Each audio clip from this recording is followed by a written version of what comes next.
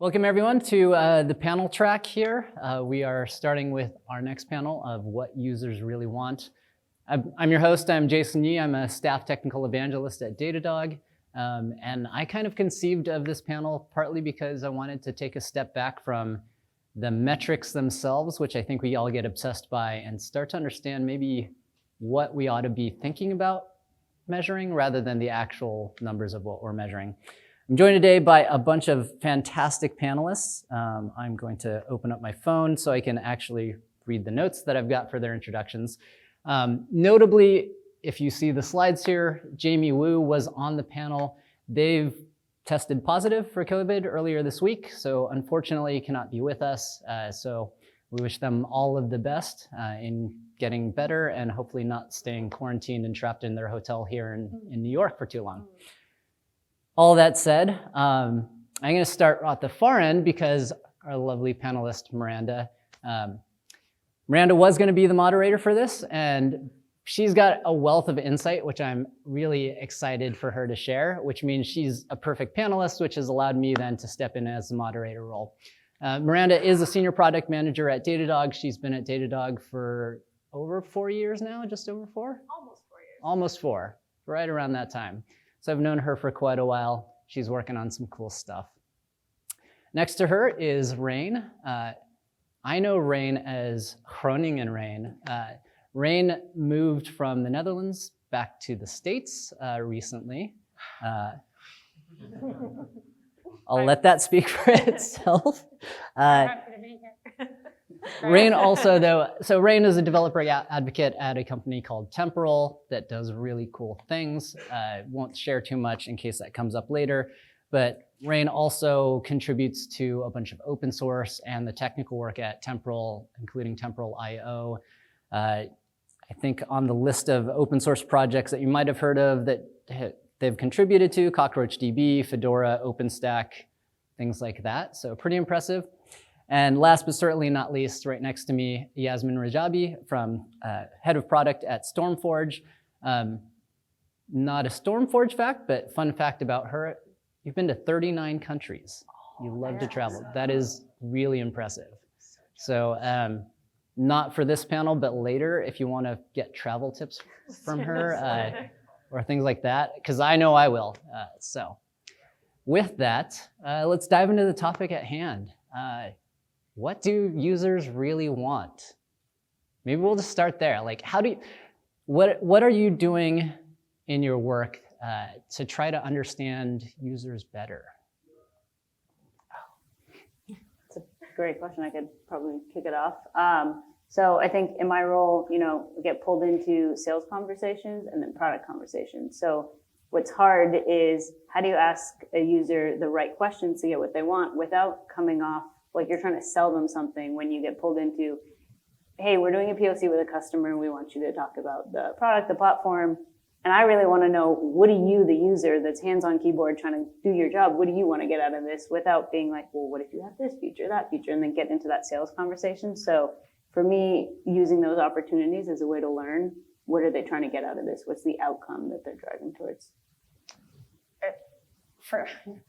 First, I want to take issue with the word user because to me it's broad. Like, users aren't the only ones who affect the quality of your product or project. So a user maybe is paying, maybe is not, maybe is using the open source side of things and whatnot. And to me, the easy, we're done with the panel is what users want, everything done. And I also find that it's difficult to, if I sit down with you and I'm like, what do you want? And frankly, the world's like to make $1 million. Like it's pretty broad, but what are you doing right now that my project or another project solves? And just talking through what the goals are and what the pain points are tends to, okay, well then you would be more interested in something like, and you kind of can tweak out. Because if I say, would you like a feature that XYZ? Yes, but like why, and also knowing, another feature or function or solving a bug might do the same thing that you actually want and actually solves your pain point or your goals in life. So yeah, just having conversations and writing that data down and then finding the patterns within them is huge.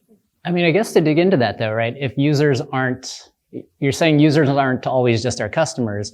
I guess it begs the question then, how do you find those people, right? Right. Well, part of that is creating a safe space, community where people feel safe and supported to speak up and give their opinions and feedback and et cetera, et cetera, et cetera. So like there's the kind of standard within open source world, have a COC, this chair really wants to turn, have, basically encouragement, a mentorship program of some sort, it's things that basically encourage voices to speak. I get on users, but like, I feel like your operators and your architects are hugely valuable in the functioning of your product or project. And especially your open source community, your non-paying people who are also architects, operators, and users also have brilliant feedback. They're just not ready to pay for that enterprise offering, whatever that may be, or the support level, whatever the difference is between your open source offering and your enterprise branded offering. Yeah. In the past, I've worked on, both like tech serving tech products like Datadog, and very on like medical software, which tends to be users, they're users in the sense that like they might interact with the tool, but they're not the buyers. And so I learned a lot from like simply going and talking to them and watching their day to day. And it was an interesting lesson in that like I truly did not understand, who they were and what they did on a day-to-day basis. So it helps bring back to like the fundamentals of when you're asking a question, you have to ask like, really, what are you trying to do? What's the purpose of it? And stepping back from the assumptions that we might have, we do a lot of things in tech and we have a lot of context. And so often jumping to conclusions is easy, but stepping back from that and only asking questions, and then only at like the last 30 seconds of the conversation might you ask, like, does this feature solve that? Yeah. But it's purely to validate it at the end. Exactly. So that tends to be the pattern that I take at least. Is there a set of questions that you normally sort of default to? I'm curious how does the interview process, or like how does that work for you? From a project management standpoint? Oh yeah. So I have a process that I use with the designers and the engineers that I work with, where we build like a hypothesis ahead of time. Like we sit down and we say, this is what we think is going on. And then we build a set of questions that validate our assumptions within that. And so we write those down ahead of time and try and think through whether or not that's going to like lead somebody in the direction that we want them to. And that tends to be the best way to step back from that like leading conversation. Yeah. It feels a bit like a psychological experiment, where you create your thesis and apparently we're just going to do this, where you create your thesis and your guesses, and then you prove or disprove those guesses. I am not a product manager or a product project. For me, it's more about having those conversations, because I'm not on sales and I'm not directly making those features or addressing those bugs. It's more general, and I just want to know what you're building, and And whether or not it's with my project or not, what are you building? I'd love to know. And we just talk about that. And sometimes, something that I represent comes up, and sometimes it doesn't. But I think that tends to be the norm around developer advocates rather than specific, like we have a product to like push.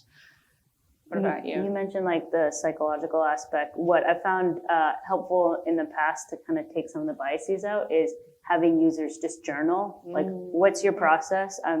Here's the end goal. Like, I'm going to ask you a question of how do you accomplish this? And then let you go through that. And then every step, what are you trying to do? What are you feeling at this time? And what are the blockers to getting to the next step? And have them run through that all by themselves.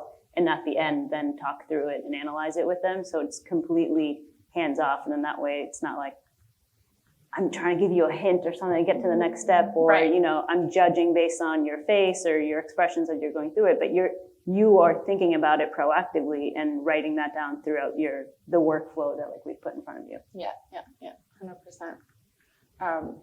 Temporal did a docs audit similar to this, where they were like, here's getting started, just write down. And they, like, after every step, they were like, how easy or difficult, and like you just kind of gave feedback through the getting started docs and found amazing feedback throughout it. And I had never seen a docs group do that. Like product, yes. And got great feedback. I will plug our docs team at Datadog. I've seen them do that. It's pretty cool. Love that. I used to work with some of the docs team at Datadog at Puppet, and we did the same thing. Yeah. So it's pretty That's awesome. Yeah. Nice. So it sounds like you follow that similar process then for product releases or new feature requests and things. Yeah. Very cool. To come back to the defining users, right? As we think of balancing customers and maybe non-customer users or folks in the market or audience or whatever we want to call them, I'm curious, one common question or a common issue is the over-indexing on the loudest, most complainy people. Right. The squeaky wheel gets the cheese. Yeah. Or whatever it is, gets the oil. So that you have to work, though. You could just sit back and just let the squeaks come through. But I find that you have to seek out those diverse audiences in order to get a more rounded picture.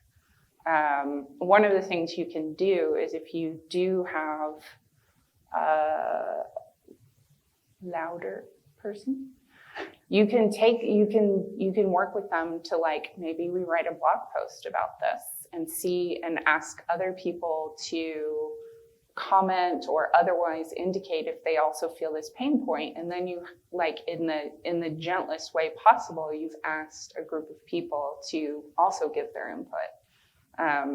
Sometimes people are just shy. Sometimes people just walk away when they have those pain points. And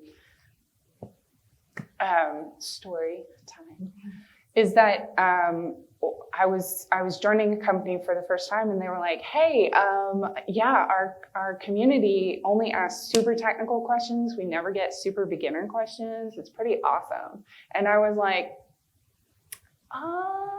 actually, that might indicate that people are falling down a cliff right away, that you're not getting those beginning answers or beginners questions is a bad thing. Like, and that's kind of the absence of a metric. Like, when there's something missing, it's harder to see it. So in that regard, sometimes you have to look at a larger pattern and figure out what is missing from that pattern that is actually a red flag.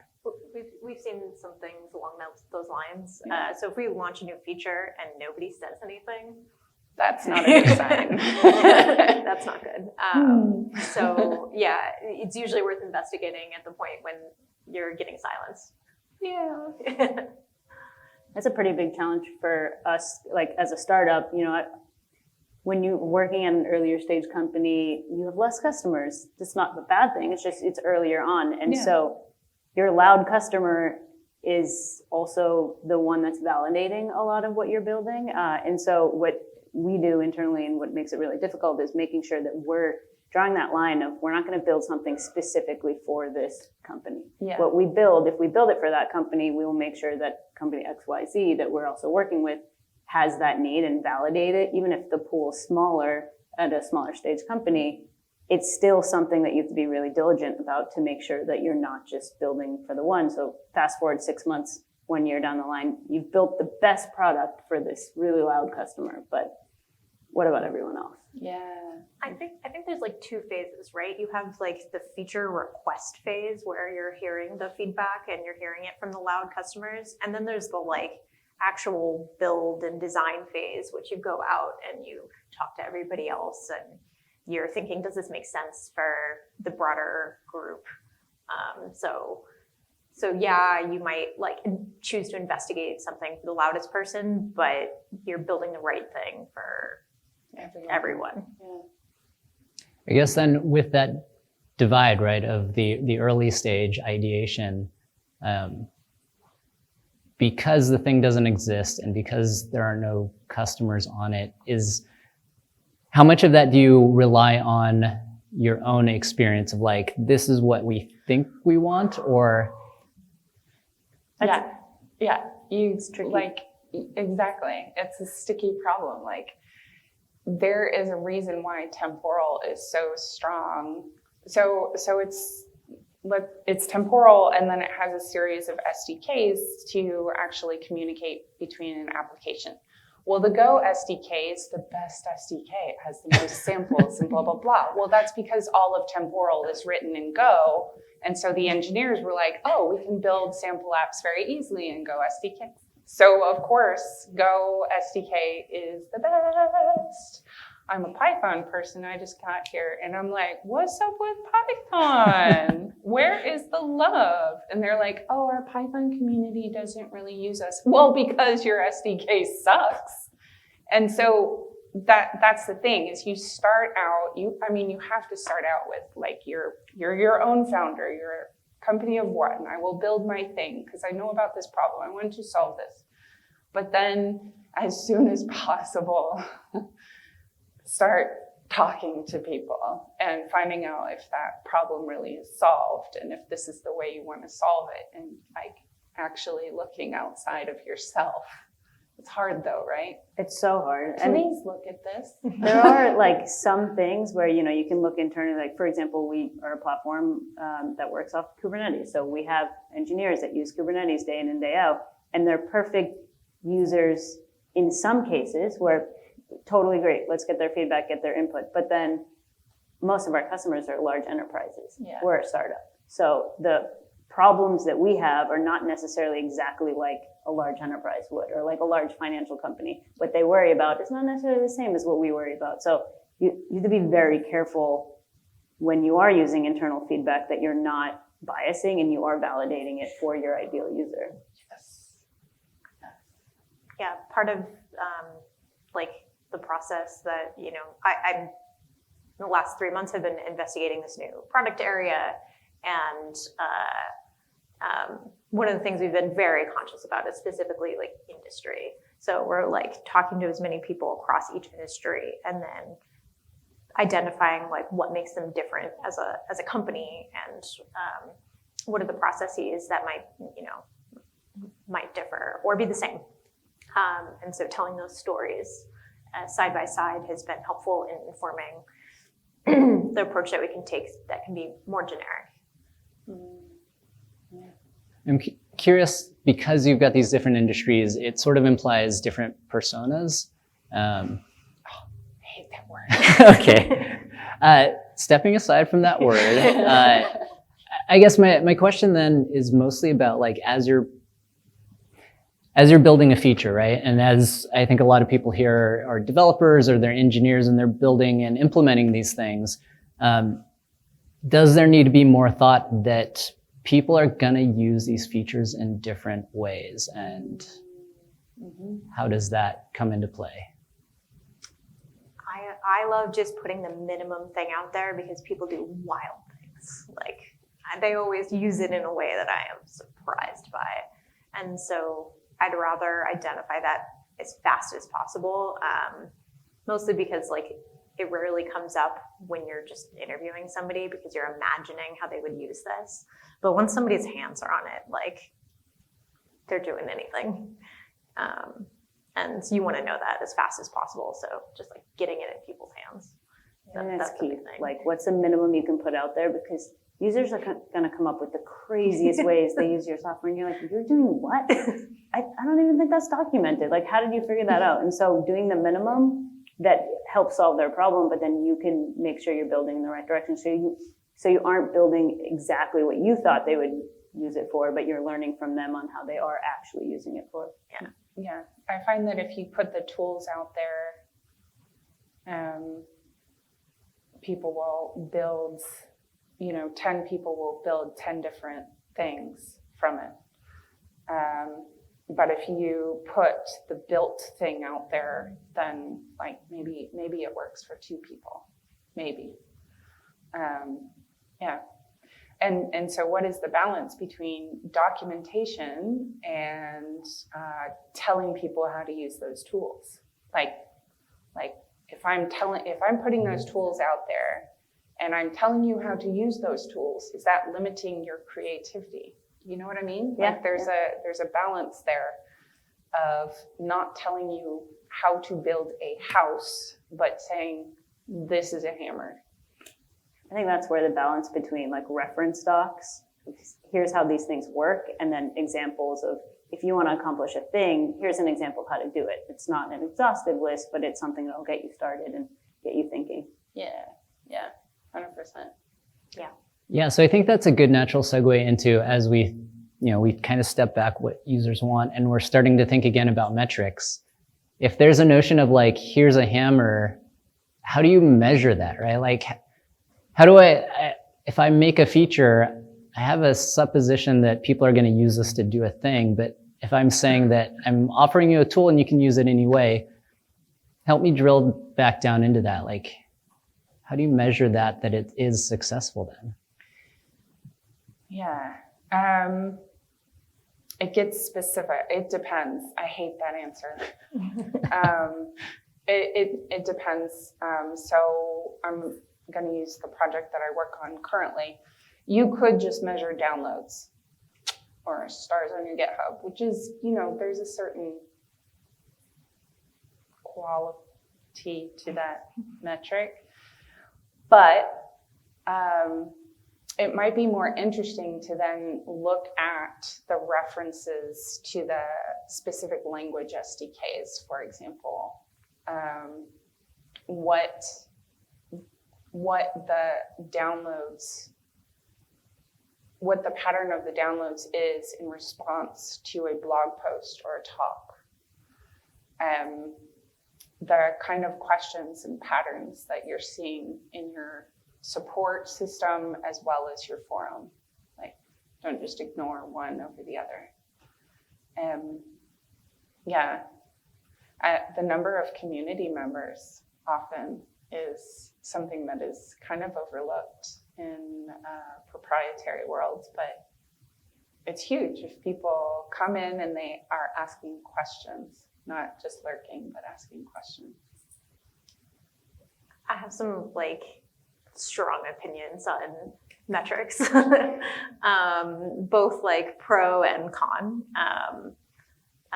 One of my favorite books, if anyone cares to read it, is called The Tyranny of Metrics. Yes. So funny as I work at Datadog, but I love data.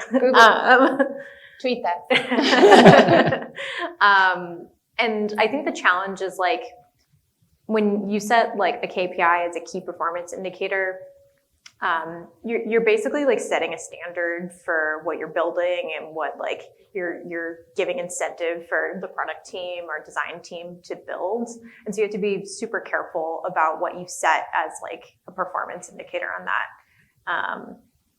And so like, because people will start building for the metric and not building for the end goal, which might be more community members or more revenue, or your customers are happier and there's longer retention, but you won't see that for 1 year or 6 months.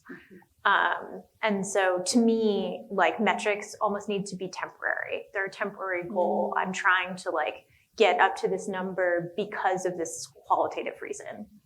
And so making sure that like what you're measuring, that quantitative piece is really tied to like, what are you actually trying to do in the first place, and recognizing when that number is no longer valid. Yeah. So like something we could do on like our dashboards at Datadog, like, do you want more dashboards? Should the KPI be people creating more dashboards? Probably not, because that could mean that the dashboard was no longer useful. So there's like a right balance. Like, what are you trying to do? Yeah, I like that a lot. It's like, what's the outcome that you're trying to drive? And we're on like the output of collecting the data. And so working with our users, they usually would come and say, oh, I want to tune this specific setting. I want to like tune CPU, or I want to tune my memory. And it's like, for what? What are you trying to accomplish? Yeah. And so working with them on what's the outcome you're trying to drive? Are you trying to improve your performance overall? Are you trying to reduce your costs? Tying it more to what's the objective versus, okay, how can you tune the specific numbers and the specific parameters? Yeah. I think that was interesting in like, I'll plug our keynote earlier today, but like with the cloud costs, like you can see if you're improving your cloud costs, like you might be using more of your CPU, and like you're going to pick that right balance. Like the goal is to reduce as much of your costs as possible, but not affect your performance. And so you can't just have that one metric, like you're balancing both. Yeah, people have to understand the trade-offs and what is the most important thing to them to drive to that decision. Totally. Yep. Like, oh, I can make this server super secure by embedding it in concrete and dropping it in a volcano. No one's going to hack that. But now you can't use it. You can't. Just. So I'm curious with the metrics and driving towards that outcome. Again, I think I'm looping back into the like people use things in different ways. Is the recommendation there to have a metric to kind of multiple metrics to encompass the different perspectives of users then? And does that get too complicated?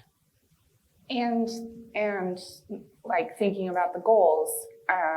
So the sales team's goal is to increase revenue, and the engineering's goal is to squash bugs, and the developer advocates is to get feedback. But ultimately, we all want the product to be better. The thing is that my metrics of increasing the number of open source users might be in direct conflict with my sales team, who want to sell as many licenses as possible. And we can both be right by making the product as good as possible. Like going back to that, okay, so I'm hoping that I gather as many contributors as possible, external contributors, non-temporal employees. And to do that, I set up, a template, and there's a whole thing. There's a bunch of stuff. That's another talk. And therefore, I'm increasing my community by creating a safe space. And then eventually those people see the value and as they're making the product better, to then buy the license. It's just that our metrics seem on the outside to be in direct conflict. You need that North Star goal. Yeah. I do think there's like a such thing as too many metrics, especially if they're all conflicting. So if you don't have that thing that's driving together what that outcome is you want to get to and why, then it's too much. Like it's all in conflict with one another. Yeah. And I think that's why making the metrics temporary, like you drove towards a short-term goal and then you dropped it. maybe you watch it, see what happens, but like you're not always driving towards that like one direction. So along those lines, then, would you recommend that people take a regular cadence to evaluate those metrics, or is it mostly to watch users and what they're doing, and then reevaluate? Well, you wouldn't just like, excuse me, sir, are you happy with our product? Okay, great, and leave him forever. You know, you carry on those I can't do that. You carry on those conversations regularly, and just like you carry on those conversations and maintain that relationship, you would review regularly. Like for us, it's every quarter. Like there's an overarching thing, but there's a hard look. Like, is this relevant still? Is this still helpful? Should it be shifted, tweaked, or put to the side for now? And yeah, you don't just like, life doesn't work when you just put a pin in it and then walk away. You have to keep revisiting things and evolve with the times. Yeah. I think that like sometimes we have like these larger projects that might take a few months, and you don't want to like keep shifting what you're building, you know, all the time to like, otherwise you're never going to ship anything. Yeah. And so I tend to reevaluate like after that like first big project launches. Sometimes that's quarterly, sometimes that's monthly, but having that like stage where I launched the big thing, we had this big hypothesis, we think we solved the big problem for people. Okay, like are our assumptions that we had before correct still? Yeah. So And not to say it depends, but I'm gonna say it depends. Right now, in my product role, there's certain metrics that we evaluate on a slower cadence, I'd say, like quarterly or monthly, of things that we want to make sure. Okay, but if I was to go back to like an SRE role, the metrics you're looking at are very different, and that becomes okay. I can handle maybe the 10 metrics of whether my team's being successful, whether the product's successful, that type of thing. But a completely different use case is that person that's responsible for making sure the e-commerce website's up. What are the metrics you look at? That's way more, so like exponentially more metrics, and then you also have to be looking at that at the much faster cadence. Yeah. Mm-hmm. So I think like where I go back to, it depends, is what's your role, what's the outcome you're driving for, and then how much data is actually available for you. Yeah, so that's actually it leads to my next question, and I think it's great because as a lot of folks here are engineers and they are looking at those like metrics as, you know, with an SRE hat on, how do you bridge that, right, between what users actually need to accomplish and, you know, the server's up or my latency is below 500 milliseconds? I think it's hard. Like you have to understand how all the metrics impact your application. What's that business goal that you want? What's the KPI that you want to make sure you're ensuring? And then how do different metrics relate to one another? I really like the keynote today. It showed you that visually. I'm a little biased. I say you should apply machine learning to it to be able to see how different metrics will relate to ensure that SLA or KPI that you want to ensure. But it's a hard problem, and that's why, you know, it takes a solution like machine learning or visualizing it, being able to show those connections, because for one user, it's not possible to figure out all the different connections that map back to that SLA. Who here, like, are you all engineers? Yeah. Remember? Any non-engineers who feel safe to raise their see? A couple of you. Yeah. I see you. Yeah, it depends. I'm sorry. I usually like have at least like some sort of, I usually work with the engineers on the team to say like, we think, you know, like the loading time of this piece is impacting people's perception of the product. And then we will sit down and say, what are all of the metrics that tie into that, like, you know, perceived user experience challenge, and then we go from there. So we like start with this is the end goal. This is like what we want to change from the user's perspective. And then from the engineering side, they have all of the understanding of the services that are down the line that might be impacting things, and then we go from there. So I wanted to loop back on something, Miranda, that you said earlier, because you were talking about setting a hypothesis and sort of the scientific thing. And you had also talked about revisiting the work that you've done. I know something that you've been like dabbling in and thinking about is experimentation and sort of taking what you've done and comparing it with new work. I'm curious what your thoughts are on experimentation and how people can use that to maybe derive some better understanding.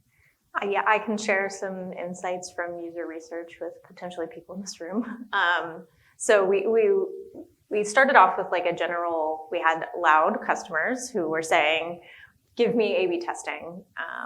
So this is something that we started looking at, okay, like what do you mean by that? And we've gone through customers of different industries.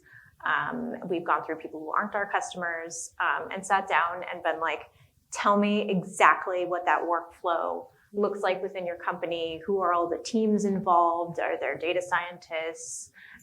Who comes up with the idea? Who validates your metrics? Is there anything that like your company mandates at the platform level?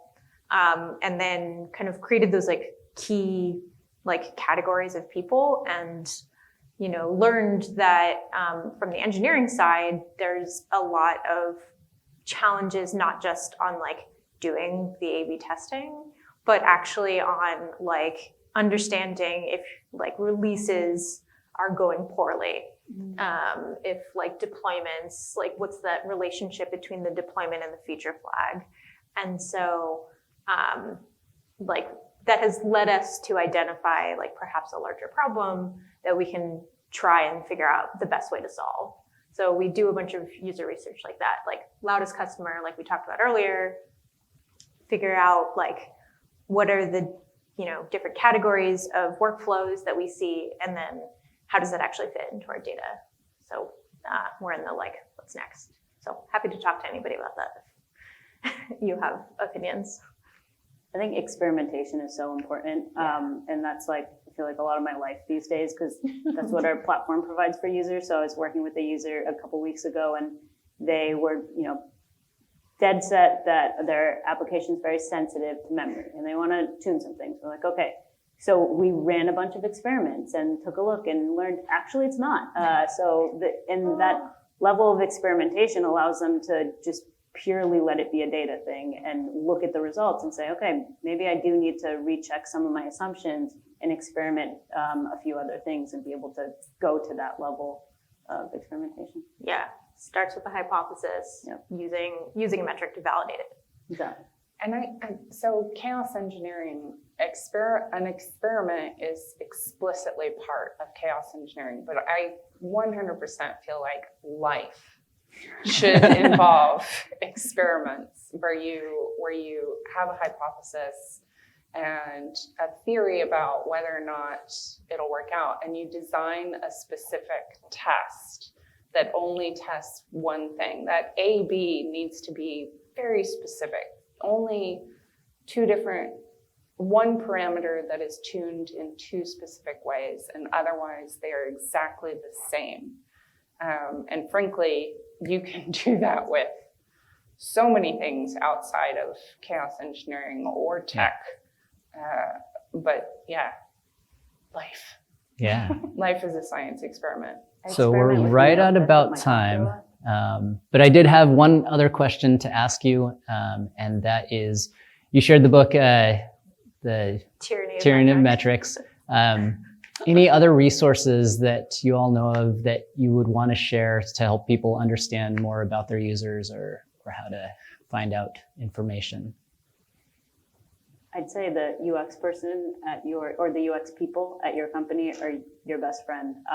Really just being able to, say there's often times where I'll put in bias in questions I'm asking, and I love working with my UX counterpart to say, hey, let me just review this. Let's look and go through and make sure I'm not forcing the user down a path that I don't necessarily want them to do unless it's natural. So look internally at your team and the resources that you have available there. And for me, it's realize that your new hires are your strongest noobs. So have them actually dive into the project and document their pain points beyond your customers. Yeah. Great, yeah. Yeah. Cool.